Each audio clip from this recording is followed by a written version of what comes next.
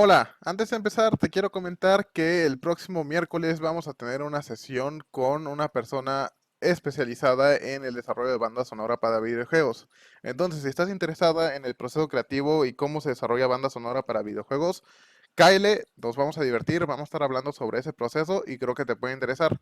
Así que adelante, por hoy continuamos y recuerda, miércoles 25 a las 6 p.m. del tiempo de México. Saludos. Hola, hola. Pues hoy vamos a comenzar. Hola a todo mundo, los que se vayan a ir conectando, los que están conectados, los que están aquí siempre. Vamos a dar inicio a esta queridísima transmisión.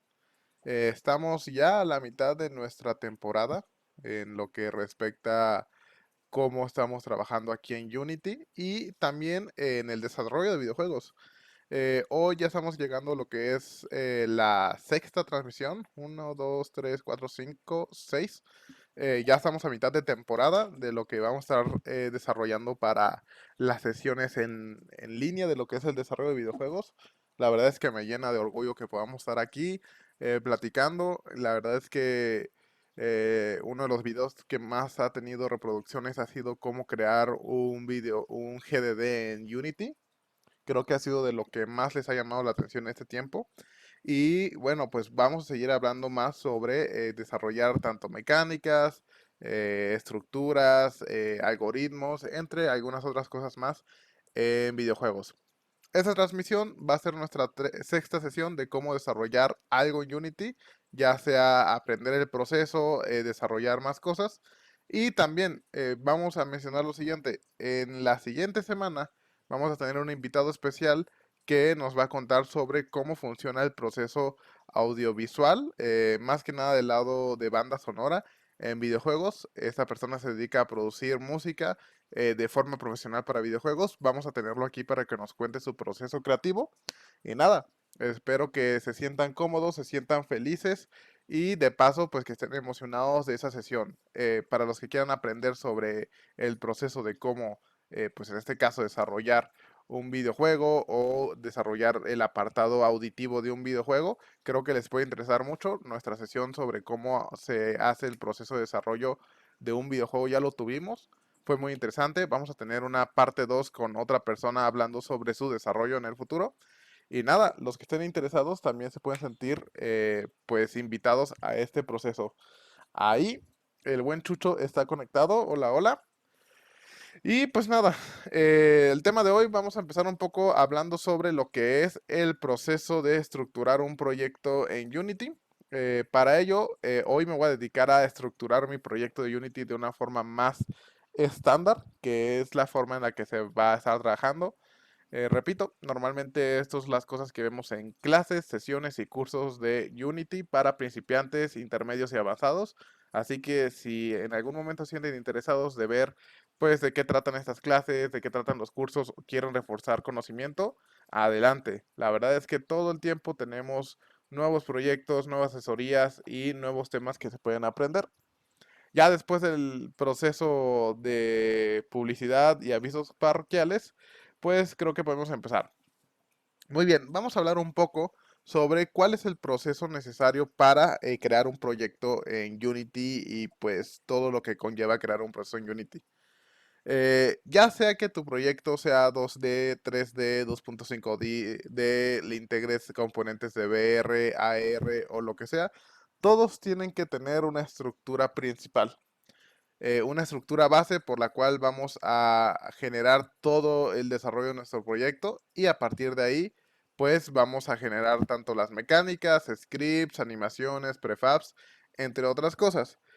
Yo aquí ya tengo parte de la estructura general de lo que es el proyecto, pero voy a ir cambiando varias cosas. Más que nada porque el proyecto está creciendo mucho, ya necesito estructurarlo de una forma más estandarizada para que no haya ningún problema a la hora de cargar la información.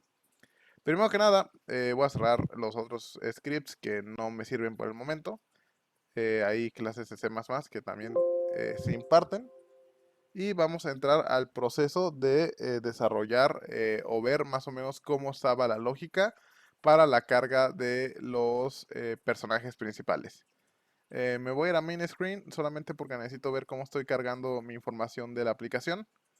Creo que esto lo voy a cargar desde otro archivo, el user data file, y también lo de character en nuestro game card information, y también la información que tenemos cuando el game manager hace la carga de los atributos.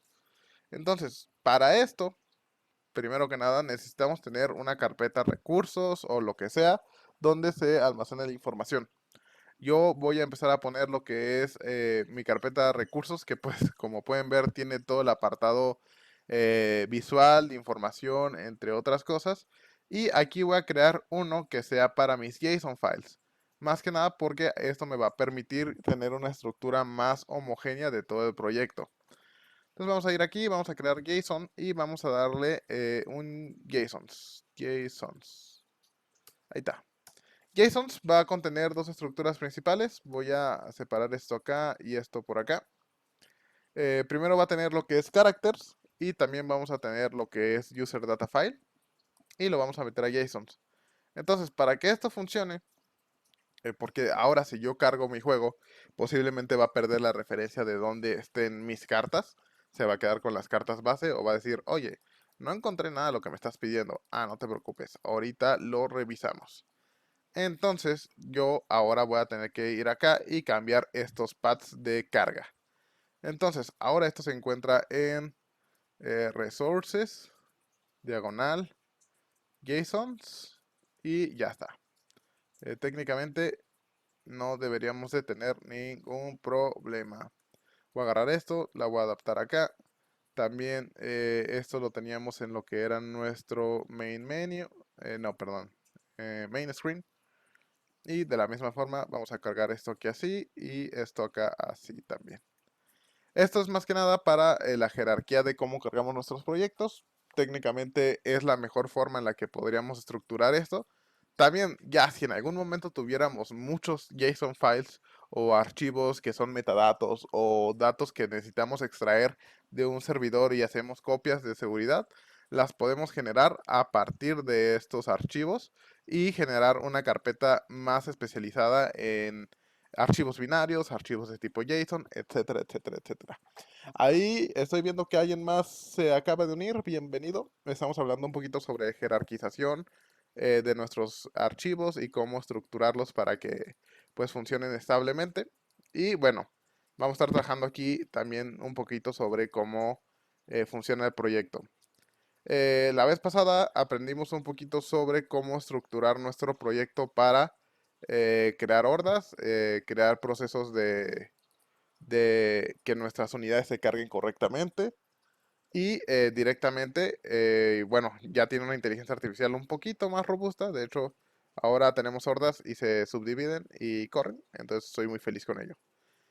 También estoy viendo que ahí me pregunta Seba en 1989, ¿para qué es mejor desarrollar en Unity? ¿Juegos 2D, 3D o móvil? La verdad es que están las tres opciones. Hay muy buenos desarrollos en las tres opciones, ya sea mobile, PC o en este caso alguna otra plataforma. Eh, También esta parte de que sea 3D o 2D no influye en que sea móvil. Solamente hay que saber qué es lo que vamos a manejar para un móvil. ¿Por qué? Porque los recursos no van a ser los mismos. Normalmente para móviles vamos a tener que manejar información un poco más optimizada. Por ejemplo, una de las técnicas que a mí me gusta más utilizar para este tipo de proyectos, si van a ser para móviles, en 3D es primero que nada que nuestros modelos no pasen de los 20.000 polígonos.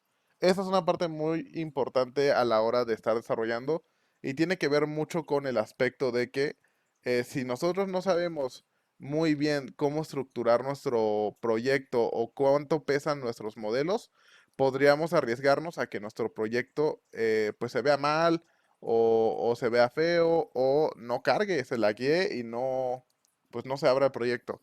Entonces, normalmente todos los modelos de inicio a fin deberían de tener esta optimización en la cantidad de poligonaje. También optimización de texturas. No vas a poner texturas 4K en tu proyecto si pues no es necesario, porque pues francamente en un juego móvil a veces nos especializamos un poquito más en que todo sea fluido. Juegos como Call of Duty, o PUBG, que tienen texturas ahí medio feas, lo hacen porque ellos están enfocándose en que puedan haber 100 jugadores en escena, que creo que es lo indispensable para eso. También, otra parte importante que hay que considerar es cómo cargas tu información. Pese a que todo lo podrías tener en el local, francamente, en la actualidad deberías de poder migrar a poder cargar tus datos desde un servidor. Que eso es algo pues que ya se hace en la actualidad con los juegos modernos. Normalmente tus recursos ya vienen desde la nube, en vez de estarlos cargando manualmente, porque pues le das un plus de memoria a tu juego y que este solamente cargue la información desde lo que es la estructura pues global de la nube, ¿no? Voy a seguir estructurando un poco, espero que pues ahí la duda se haya podido resolver. Y nada, pues voy a seguir aquí. Voy a seguir acomodando también un poco las carpetas. Si ven aquí tengo las principales carpetas que manejo, los scriptable objects, que ahorita solamente es el user, pero también manejo pues todo lo que tiene que ver relacionado con scripting. Ese es un poco más especializado, pero es lo mismo. Simplemente es saber dónde tienes tu información. Si ven en scripts, es poco de lo mismo. Eh, Aquí lo que se maneja o lo que se intenta estructurar es que estos scripts puedan estar estructurados para saber qué viene desde una carpeta del juego, qué viene desde el menú, etcétera, etcétera. Para ello vamos a segmentarlo. De hecho, vamos a crear un folder, vamos a crear aquí que sea menú, luego vamos a crear uno que sea para las loading screens, el loading, y así con todo lo demás. Entonces, primero que nada, yo voy a poner aquí que todo lo de main screen se vaya a loading, principalmente porque esa información debería ir más allá. También voy a crear una que sea para game, entonces voy a crear aquí un otro folder y vamos a ponerlo aquí para game. Eh, Soy desarrollador web. ¿Los juegos utilizan API para multijugador o qué sistemas utilizan en el desarrollo? Va, esa es una parte interesante y de hecho qué bueno que lo preguntas.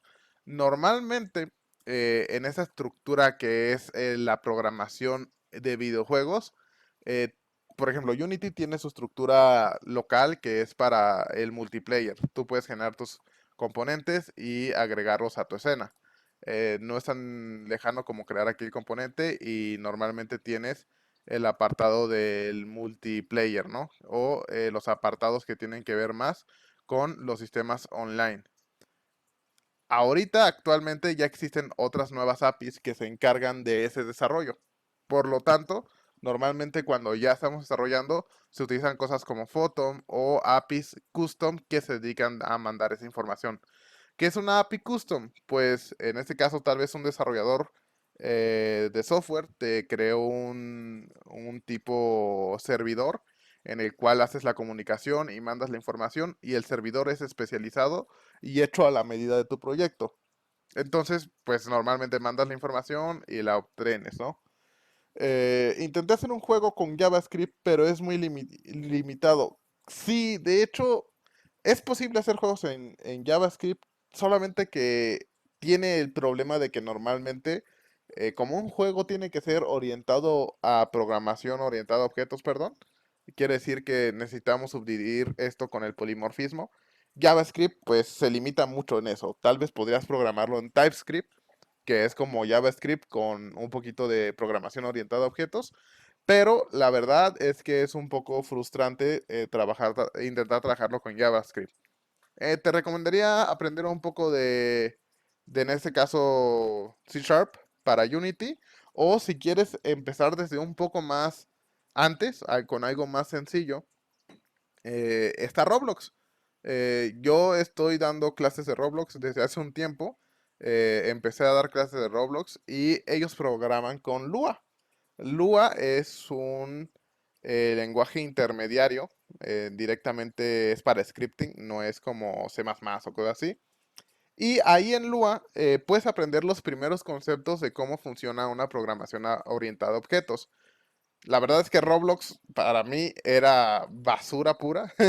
Yo no me gustaba verlo, se me hacía algo inútil, algo que decía, ¿cómo puede ser que todo el mundo esté ahorita en Roblox? Y me pude dar cuenta que estoy súper equivocado. Francamente, me arrepiento de haber dicho eso en el pasado, porque Roblox tiene una aplicación hacia el desarrollo muy grande.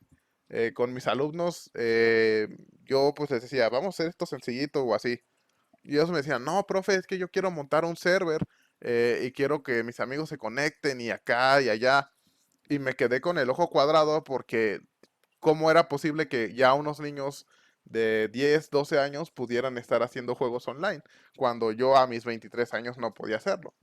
Me puse a investigar, estructuré bien las clases de Roblox y ahorita ya teníamos un juego en el que podías hacer un...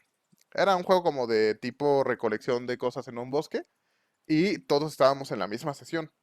Y literalmente el proceso es muy intuitivo, muy sencillo. De hecho, pues yo podría decir que es como programación que no necesitas saber todo del mundo de videojuegos para entenderle. Obviamente, si sabes conceptos de qué es una textura, qué es un recurso en memoria y así, pues te vas a facilitar la vida, aunque no es 100% necesario saber qué hace el juego o cómo se maneja el juego o los componentes del videojuego para poder usarlos. Entonces, pues yo recomendaría que uno pueda empezar desde Roblox o desde Unity a aprender a programar. Yo tuve una grata experiencia con Roblox y con Unity, pues ahorita estamos en Unity, de hecho, pues estamos optimizando el proyecto de Clash Royale. Y nada, pues, o sea, la verdad es que esto, pues sí tiene un avance muy significativo a la hora de manejar este tipo de estructuras. Oye, ¿qué pasa? Si yo no sé cómo programar y no tengo la forma de aprender, existen dos formas. Uno, conmigo, publicidad gratis, pero no, doy clases de programación de videojuegos. Pero pues también hay muchísimos videos en YouTube que te pueden salvar la vida y te pueden dar los primeros pasos a la programación. Obviamente, hay gente que ha aprendido todo autodidacta y ahorita trabajan en la industria. Pero pues qué mejor que en algún momento profesionalizarte para poder trabajar de forma pues ya profesional en lo que es el desarrollo de videojuegos. Creo que eso podría ser como la meta final en muchos casos de cómo manejar un videojuego a nivel profesional, ¿no? Más que nada porque los conceptos que aprendes ya no tienen que ver mucho con la cuestión básica que puedes encontrar en YouTube, sino es más que nada cómo estructurar tus proyectos, cómo manejar de forma más profesional un trabajo en equipo, porque es muy difícil. eh, Ahí Chucho, de hecho, fue compañero mío de carrera. También yo le estuve enseñando en sus buenos tiempos a la programación. Y bueno, ahí Prince fue uno de nuestros profesores que tuvimos, que sí nos hizo batallar bastante en el aspecto de cómo desempeñarte en el aspecto de programación de videojuegos.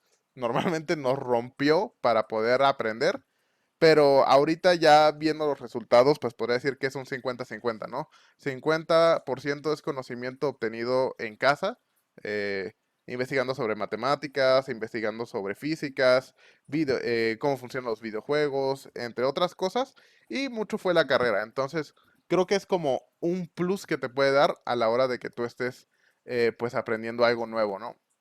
Aquí mandé el main menu en los scripts y no quería. Vamos a ver. Es que está recargando esto. Acá es muy cara la carrera del desarrollo de videojuegos con 100,000, con 1000, bueno, no sé si quieres decir 1000 o 100,000 dólares al año. Y dura 3 años. Pues es muy similar.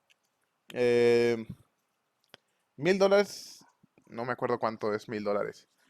A ver, vamos a ver. Porque, bueno, no sé si es lo mismo allá que acá, pero aquí en México, 1000 dólares a pesos mexicanos están en 20,000 pesos. Ah, no sé, si es 20,000 pesos al año, 3,000 ok, 20,000, serían unos 60,000 pesos mexicanos. Esto quiere decir que si son 20,000, 1, 2, 3, dividido entre que si son cuatrimestres son tres, pues serían 6,000 pesos. La verdad es que aquí en México eso es barato. Es barato aquí cómo se maneja por la moneda. Pero yo entiendo que estudiar videojuegos es una carrera cara. O sea, de hecho creo que es un lujo, francamente. Y no es que esté mal, simplemente que como es una carrera muy moderna, puede tender a que pues tengamos esos como discrepancias numéricas, ¿no? De hecho, a mí lo que sí me gusta mucho es, oye, si quieres aprender una carrera de videojuegos, no tienes que ser del todo un ingeniero para hacerlo, pero sí tienes que tener una noción muy estructurada en los aspectos lógicos, por lo menos. Por ejemplo, videojuegos, pese a que mucho sí es hacer gameplay, que es la jugabilidad, mucho de eso tiene que ser sobre cómo tú manejas tu lógica. Si sabes manejar tu lógica, posiblemente vas a ser una persona que sepa, pues en este caso, resolver problemas. ¿Qué problemas? Desde el más sencillo hasta el más avanzado, pero eso es práctica. Soy de Argentina y las universidades públicas no la dan.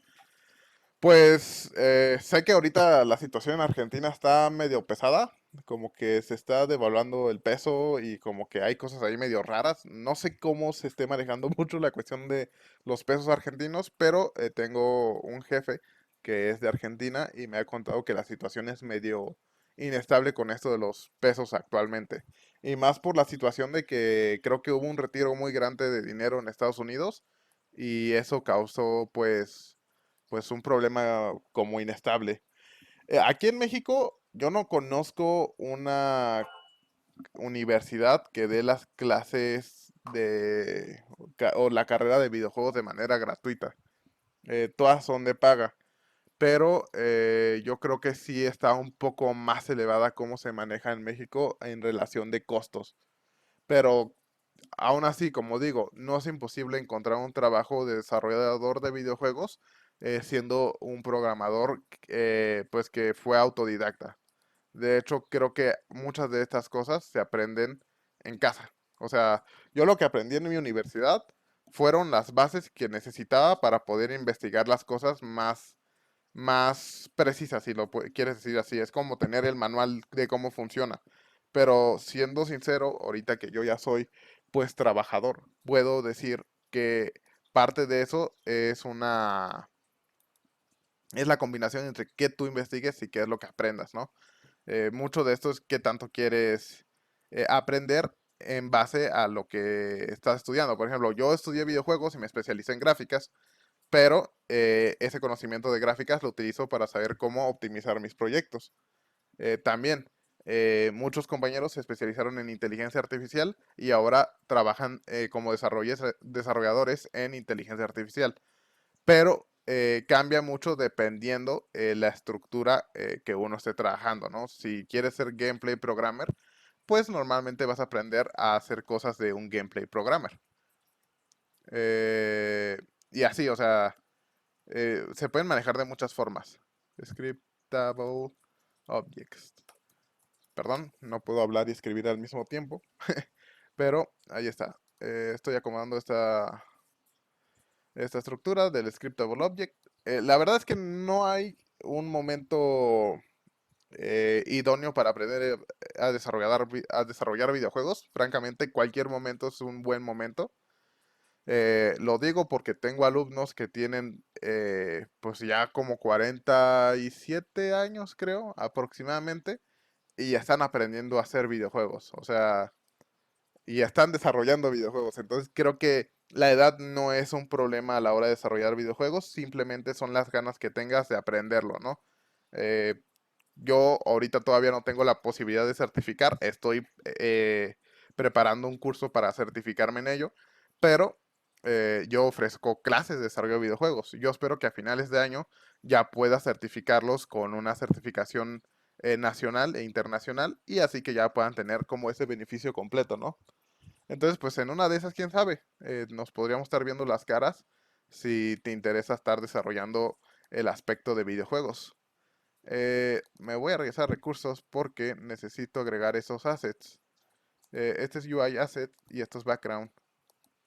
Entonces vamos a irnos a recursos y background. Muy bien. Nada, lo voy a dejar como un wild asset porque no sé qué se ocupa. Entonces voy a crear aquí una carpeta que se llame others y que ahí almacene esta información. Folder. Others. Ya estás, peinado para atrás. Regresamos a nuestro carpeta de assets y pasamos este componente de others acá. Francamente porque no tiene alguna estructura donde vaya a ir.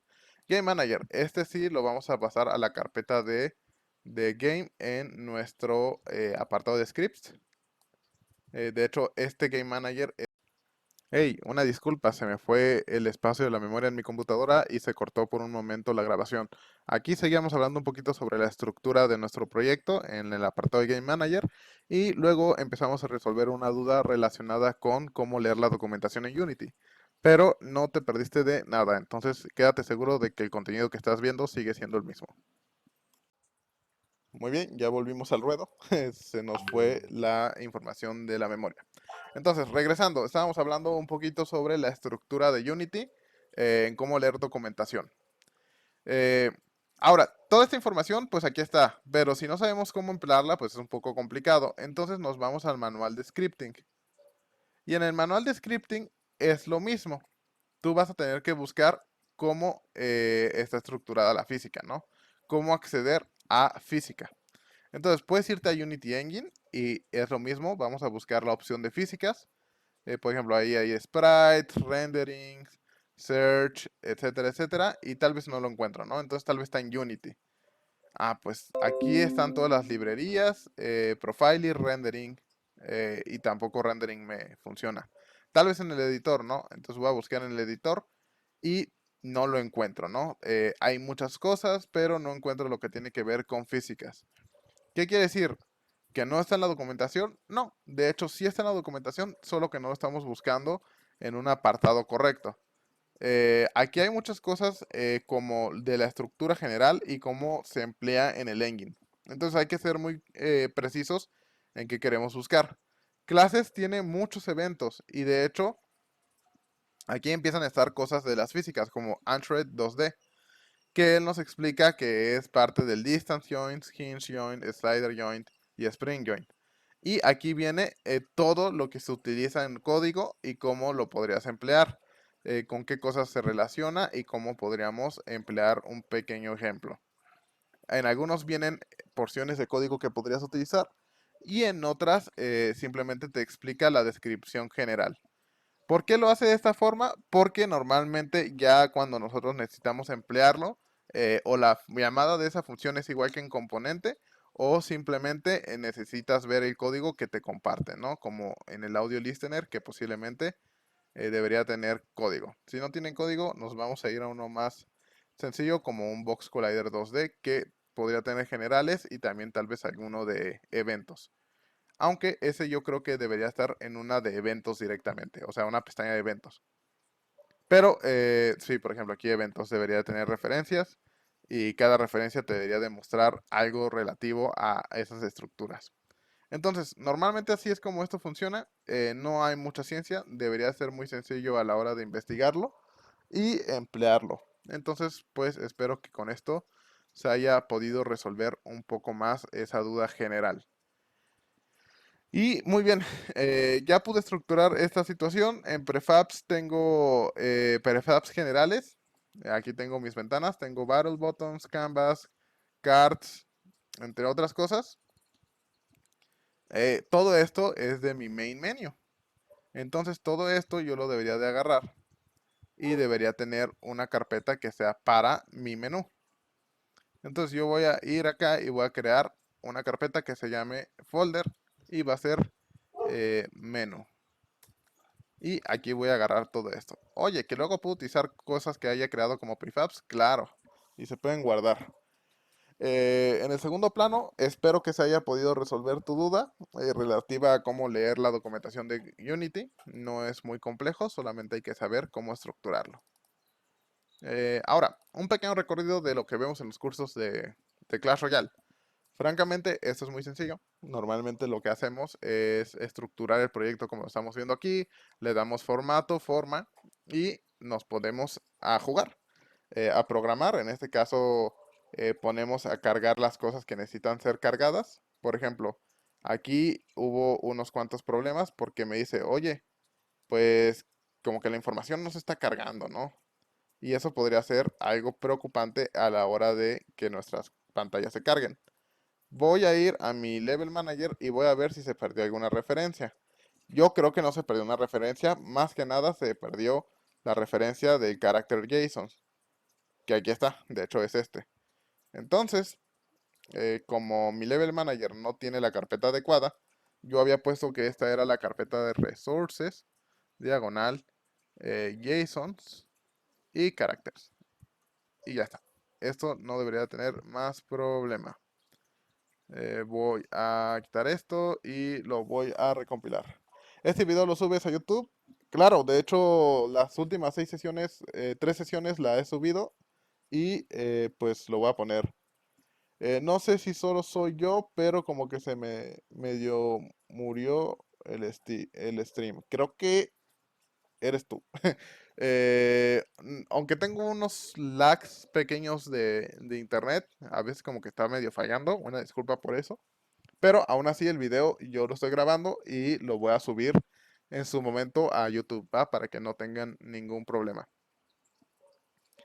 Aquí está, ya cargué bien la información, ya tenemos las cartas. Si yo le pico una carta y le doy en información, se muestra su información. Todavía no obtengo ni un video, pero tampoco tengo la información de esta carta. Pero sí tengo su descripción. Obviamente, cosas más, cosas menos, se adapta el tamaño de ese texto. De hecho, lo que tocaría ahorita es seguir leyendo nuestros JSONs que tenemos acá, para que cuando yo lea la información de characters pueda agarrar también los hit points, el hit speed, la velocidad, entre otras cosas, y que yo la pueda cargar directamente en mi objeto. Entonces, supongamos que yo ya tengo mi juego cargado. Obviamente faltan muchísimas cosas, pero estamos dando el esqueleto. Yo le puedo dar batalla, está buscando rivales. Obviamente no hay ningún juego multiplayer todavía, no se ha hecho la estructura, pero yo ya estoy en juego. Ya creé las unidades con inteligencia artificial que saben hacia qué lado ir. Por ejemplo, si les doy acá arriba, todavía no saben que tienen que ir hacia la torre superior, pero por el momento ya está para las torres laterales. De hecho, ya podría tener hasta 2 unidades y hacen como un push para llegar a la torre. Ahorita, pese a que las cartas están de adorno, de hecho, aquí hay un bug muy severo en el que presiono acá abajo y aparecen unidades. Lo que sí estoy haciendo es que estas cartas son las mismas cartas que yo utilizo como mis cartas seleccionadas al inicio pues de la estructura. Entonces, si yo voy para acá, cargo el juego y en el juego me voy para el apartado de cartas, aquí está mi deck ya cargado. Obviamente, este es el deck que yo cargué. Yo ya me iría a batalla. Y cuando le doy en batalla, pues ya podría ver mis cartas cargadas. El chiste de esto es que yo pueda agarrar esta cartita y arrastrarla al mapa y que ya ya se pueda poner pues ese modo de juego, ¿no? Todavía faltan muchas cosas que hacer. Normalmente esto es lo que se ve en clase. Vemos cómo generar esa inteligencia artificial, que sepa qué lado ir. Todavía falta una inteligencia artificial que logre interpretar hacia qué lado, por ejemplo, si hay una pared aquí, pues debería de poder tener un patrón de pathfinding que calcule de aquí hasta la pared y que no choque con la pared, porque si no, pues qué aburrido que se detenga aquí. Pero son cosas que se hacen en la producción y pues también en las clases, ¿no? Entonces, bueno, ahí está esto. Esta es la estructura general. La verdad es que ahorita ya hay pues bastantes hordas que estoy generando para hacer las pruebas. De hecho, pues aquí en screens y en game, en game, yo tengo ya esta línea que debería ser la línea en la que se cargan pues como una línea de bárbaros o algo así. Line Ord, y ya cuando lo cargo, pues se van a los dos lados, ¿no? La verdad es que me gusta mucho cómo se ven las unidades cuando están cargadas acá en juego. Como que siento que a veces se ven medio imponentes. Y bueno, el caos hecho expresión cuando ya se está analizando uno por uno, ¿no? Pero literalmente es inteligencia artificial muy básica y calculando en cada uno de estos el llegar a la torre. Ya luego le vamos a dar formato, color, forma y lo que sea. Pero por el momento cumple mi necesidad. Entonces, espero que esto haya sido una buena noción de cómo resolver este tipo de problemas. Por el día de hoy, ya voy a dar por finalizada la sesión. Creo que los temas más generales se cubrieron. Yo pude limpiar un poquito el proyecto para que se mostrara correctamente. Y nada, les agradezco a los que pudieron estar aquí en la sesión, Chucho, Seba, alguien más que entró por un momento. Y los que estén en YouTube, pues también esténse atentos porque en la siguiente sesión vamos a hablar sobre producción de banda sonora para videojuegos con una persona especializada en el área. Entonces, pues sintonícense, conéctense y pues vamos a estar aquí conectados. Así que pues eso es todo por hoy. Espero les haya gustado y nos vemos. Bye bye.